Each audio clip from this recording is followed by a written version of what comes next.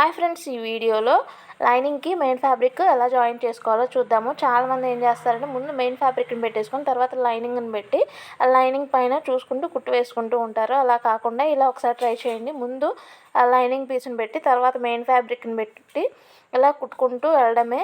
ట్రాన్స్పరెంట్గా ఉన్న వాటికి ఇలా కొన్ని సిల్క్ క్లాత్లు ఉంటాయి కదా, అవి ఇలా ట్రాన్స్పరెంట్గా ఉన్న వాటికి ఇలా కుట్టుకోండి. ఇలా కుట్టుకున్నట్లయితే మనకి ఎక్కడ కూడా క్లాత్ అనేది జారిపోకుండా నీట్గా ఎక్కడ కూడా క్రాస్లు అనేవి రాకుండా ఉంటాయి క్లాత్.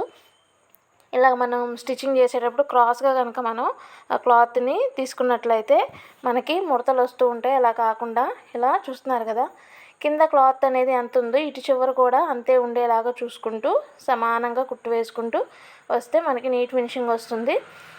ఒకసారి ఇలా ట్రై చేసి చూడండి. ఈ వీడియో నచ్చితే తప్పకుండా లైక్ చేసి షేర్ చేసి సబ్స్క్రైబ్ చేయడం మాత్రం మర్చిపోకండి. Thanks for watching.